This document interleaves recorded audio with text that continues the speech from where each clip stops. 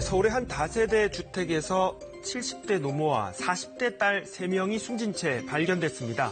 하늘나라로 간다는 내용의 유서가 발견된 것으로 봐서 스스로 목숨을 끊은 것으로 추정되고 있는데요. 숨진 지 한 달여가 되어서야 이 발견된 것으로 추정되는 네 모녀. 이들에게 과연 무슨 일이 있었던 걸까요? 뉴스 따라잡기에서 따라가 보겠습니다.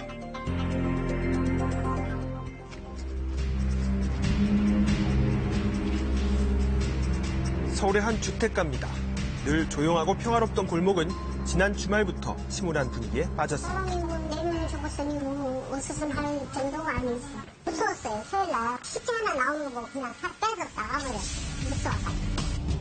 지난 2일 오전 이 골목 다세대 주택에 살던 70대 노모와 40대 세 딸 등 4가족이 숨진 채 발견된 건데요.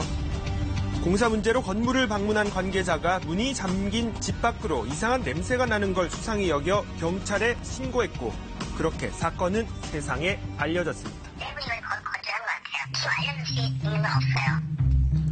경찰은 시신의 부패 정도로 봐서 네 모녀가 숨진 지 몇 주가 지난 것으로 추정하고 있습니다. 안타깝게도 경찰에 발견되기 전까지 이들의 부재를 눈치챈 사람은 아무도 없었습니다. 냄새가 지난주부터 나가지고 맨 냄새가 여기서 이렇게 나요. 내가 저번주에 와가지고 금요일날 하고 가면서 여기도 그냥 뭘 썩히나 보다고 막 냄새가 그렇게 심하게 난다고 그러고 갔는데 우리 집 사람들이 오면 무슨 사람들 같은 게 나지? 막 그랬어서 우리 화장실 나는 거 있니? 근데 그거 아니었나 싶어요 저는. 이른바 성북구 네 모녀 사건이 알려진 뒤 많은 분들이 닮은 꼴 사고를 떠올렸습니다. 이번 사건 역시 생활고 때문에 일가족이 극단적인 선택을 한 게 아닐까 하는 추측이 제기됐는데요. 이웃 가운데는 이들의 집안 사정을 아는 이들을 찾기 어려웠습니다. 저 사람들이 아마 들어온 게 아니라 2017년도 정도 들어왔을 거예요. 같이 사는 사람들은 금방 왔다가 금방 가고 하니까. 숨진 네 모녀는 일단 기초생활수급자는 아니었던 것으로 확인됐습니다.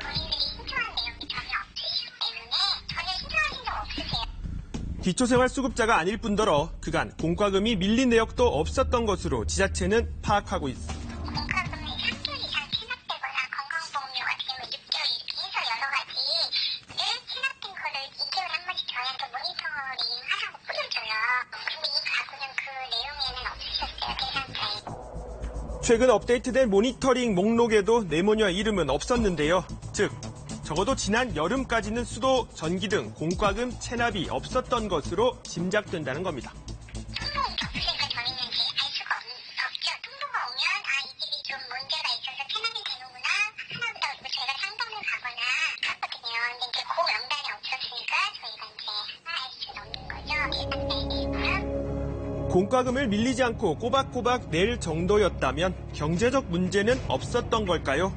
세 딸 중 2명은 최근까지 인터넷 보석 장식 쇼핑몰을 함께 운영해왔습니다. 몇 년 전까진 오프라인 매장도 직접 운영했던 것으로 확인됐는데요. 그랬던 것 같아. 공무에서 배워가지고 잘했다는 이런 소리 들렸는데 오래 하지는 못했어요. 1년 남짓했을 거예요. 장사가 안 되니. 기억이 없어요. 워낙 장사가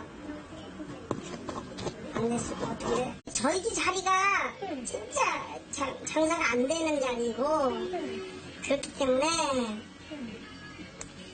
아마 어려웠을 거라는 생각은 드네요. 경영난으로 가게 문을 닫은 이후로는 인터넷 쇼핑몰에 매진한 것으로 보이는데요. 두 딸이 운영했던 쇼핑몰은 지난 여름 배송 지연 공지를 띄운 이후 개점 휴업이나 다름없는 상태였다는 걸 확인할 수 있었습니다. 그래도 매일같이 오더니 오늘 정확히는 기억이 안 나는데 몇 달 전부터 이제 안 오더라고요. 그래서 여자 2분이 이렇게 번갈아 가면서 나오셨는데 연령대는 40대 초반 그 정도? 조그맣게 주얼리라고 적혀 있어가지고 한 2-3개씩 항상 계속 꾸준히 왔었어요. 갑자기 안 오길래 이사 가셨나라고 생각했지 그거는 전혀 몰랐어요. 자, 지금까지 정황들로 볼 때 기초생활수급 대상이 될 만큼의 빈곤층은 아니었지만 이 네 모녀의 형편은 급격히 기울었던 것으로 짐작됩니다. 집 앞 우편함에 고친 각종 독촉 고지서와 이 채무 상황과 관련된 우편물들이 이 같은 짐작을 뒷받침하고 있는데요. 최근에는 건강보험료도 내지 못했던 것으로 확인됐습니다.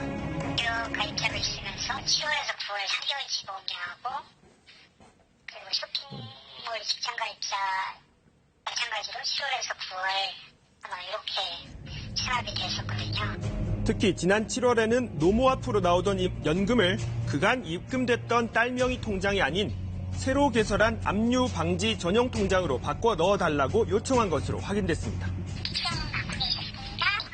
국민연금도 받고 계셨고요. 결국 최근 내 가족의 수입원은 70대 노모 앞으로 나오는 기초연금과 국민연금 뿐이었던 건 아닐까 하는 의문이 남습니다. 보건복지부는 지난 2015년부터 이 복지 사각지대 발굴 시스템을 구축하고 단전, 단수정보나 공과금 체납 등의 이상 징후가 발견되면 이를 지자체에 통보하고 있습니다. 하지만 성북구 내 모녀는 이 감시망에 포착되기도 전에 시신으로 발견되고 말았습니다. 우리가 가지고 있는 모든 복지 제도가 신청주의잖아요. 그러니까 어려움이 있다는 거를 자기가 신청을 해야 그 혜택을 받을 수 있는 건데 많은 경우는 신청할 의지나 신청조차 할 수 있는 역량이 부족한 경우는 이런 사각지대가 되는 거죠. 좀 더 촘촘한 복지 그물망이 마련됐더라면 내 모녀의 비극은 막을 수 있지 않았을까요?